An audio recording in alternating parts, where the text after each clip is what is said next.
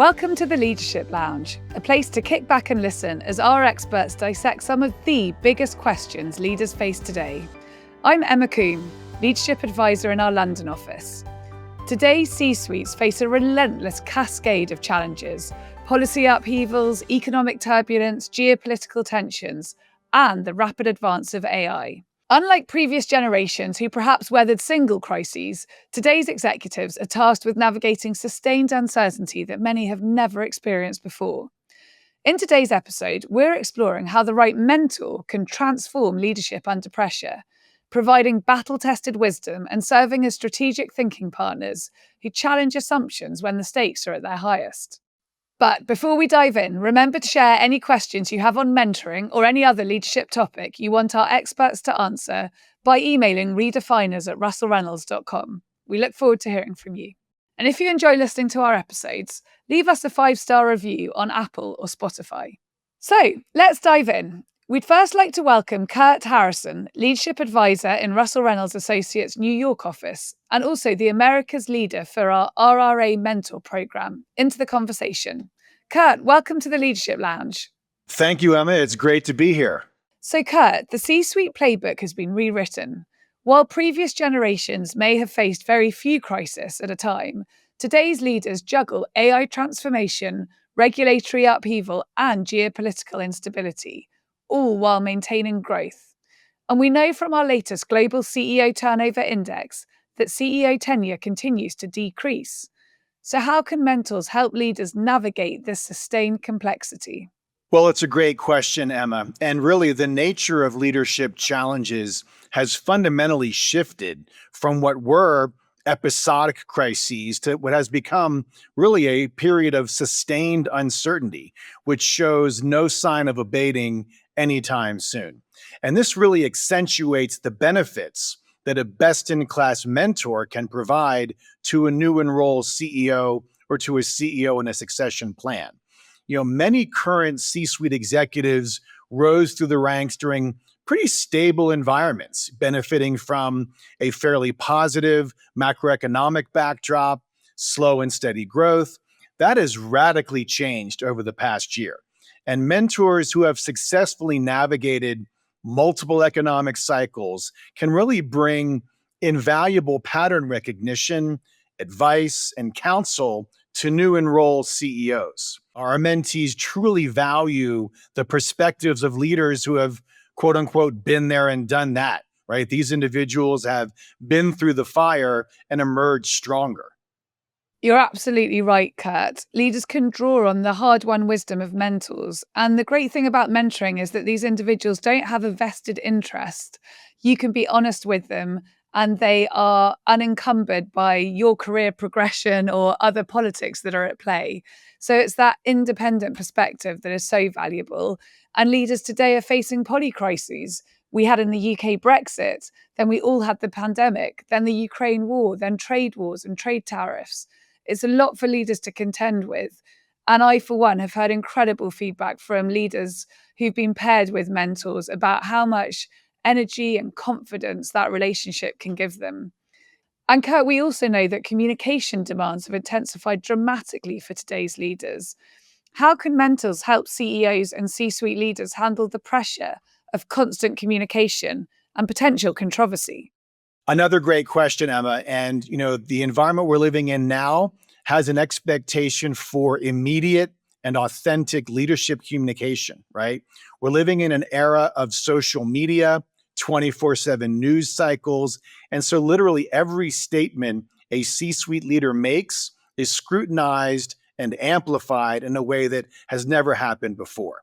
And so mentors can really provide invaluable frameworks for crisis communication and help leaders to develop their own authentic voice. So one thing that we've seen come out of this is the success that we've had pairing mentors with mentees from outside of their industry. We really try to focus on experiential alignment more than just industry alignment. And some of our most successful mentor-mentee pairings have been with people outside of industry. And in many cases, Kurt, it's about maintaining stakeholder confidence amidst uncertainty or change, which an outside mentor can help hugely with, and where it's even more reassuring to get comfortable with somebody who's not from your own industry, given how high stakes these conversations are. And of course, a lot of the advice that mentees are looking for is frankly around influencing individuals, about managing key stakeholders. And of course, the wisdom of lived experience bears so much fruit here. So somebody doesn't have to be from the direct industry. What they do have to be able to impart, in my view, is really how to navigate complexity, how to shape people's views, how to win hearts and minds, or to have the difficult conversations.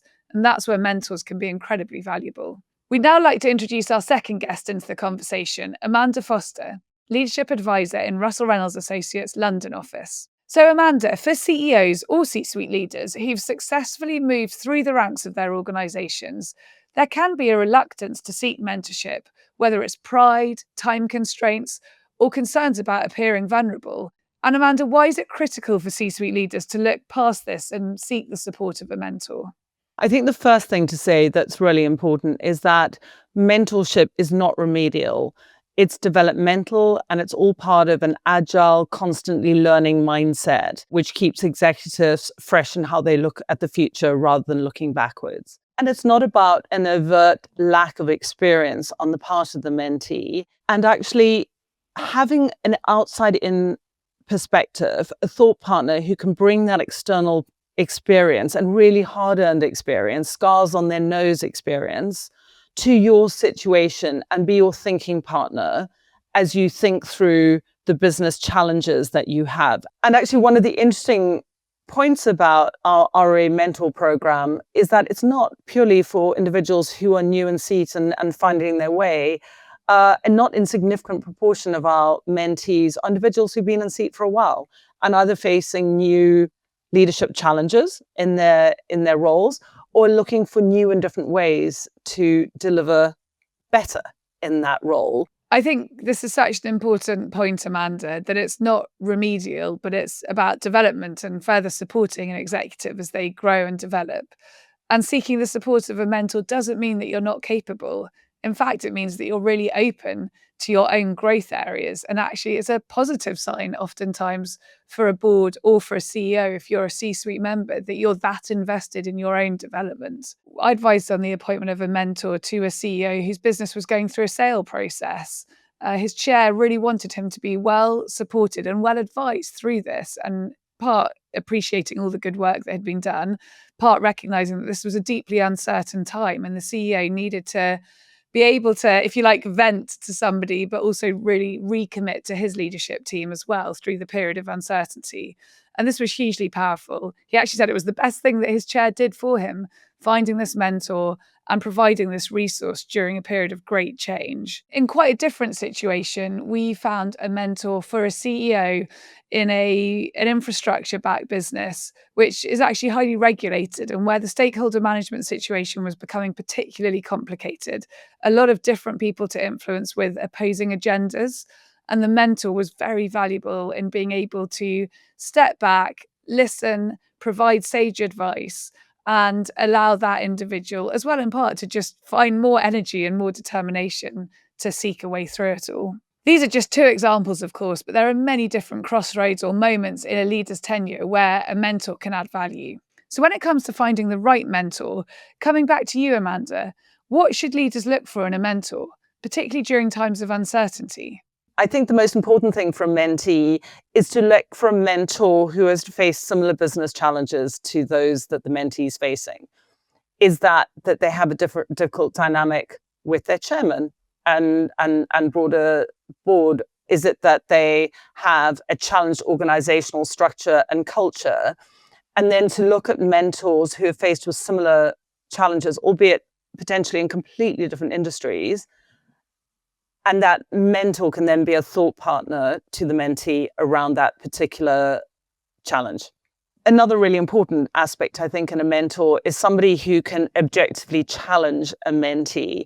And again, if someone is not actually familiar with the industry, they can ask the question that may be obvious externally, but not obvious internally within an organization.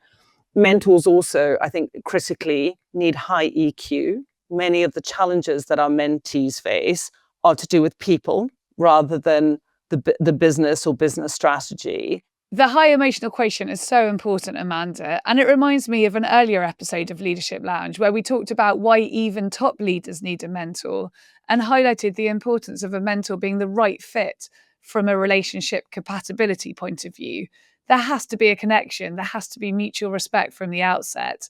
And so, with our Russell Reynolds mentoring model, we make sure that any mentee has at least 2 chemistry calls with different prospective mentors, and that click factor, if we call it that, is really, really strong. Without that base level of compatibility or understanding, even the most experienced mentor won't be able to provide the psychological safety needed for honest, transformative conversations. So, Amanda, on this point about building a relationship between a mentor and mentee, for C-suite leaders who've never had a formal mentor, how would you recommend they approach building these relationships authentically? Actually, that's a really interesting question, Emma, because at the end of the day, this is a relationship, and the amount of juice that both parties get out of this relationship is very much a function of trust. And trust takes time. So the first thing to say is that the first couple of engagements may be formal and don't feel particularly fruitful.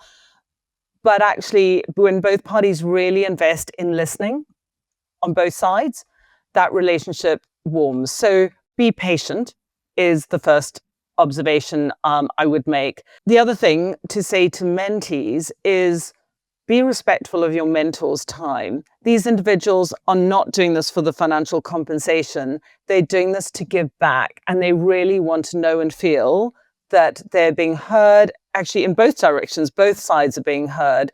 So both parties should come, particularly the mentee, come to the conversation prepared and available and on time. And I'm super confident that the mentor will give more than back in return for that commitment. Absolutely, Amanda. The most successful mentoring relationships I've observed are built on mutual respect and genuine curiosity about each other's perspectives and experiences. In fact, a mentor often becomes so invested in a mentee's ongoing career development. It's really touching to see. I'd now like to introduce our third and final voice into the conversation, Jeffrey Cheng, Leadership Advisor in Russell Reynolds Associates Shanghai office. Jeffrey, welcome to the Leadership Lounge. Hey, Emma. Thank you for having me here. Jeffrey, what's your advice on how to approach the mentor-mentee relationship authentically to maximize the value a mentee gets from it?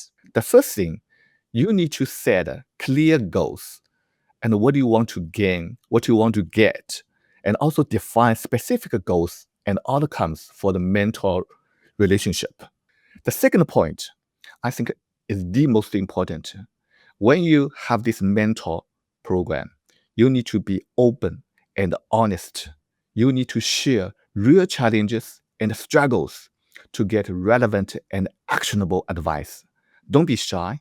Don't hide yourself. So when you open your heart, when you become a very honest person to share the real challenges, the mentor can help you more. That vulnerability you mentioned, Jeffrey, is often the hardest part for many senior leaders, but it's also where great breakthroughs happen. If mentors and mentees can meet off-site, and if the mentee can really force themselves to step away from the day-to-day and be in a place where they can reflect and truly benefit from the mentor, it makes such a difference. But this really takes an investment of time and preparation and scheduling to make sure that that can happen. It's by really letting your guard down and being authentic, being your whole self, that this mentor-mentee relationship can become extremely impactful. Amanda, I know you wanted to also speak on this. Why is it often easier for a mentee to be more vulnerable with an outside mentor? When you're a CEO and your chairman is your mentor, there is an implicit conflict in there. He is also your boss. And there is something about being able to say, I'm really struggling with this.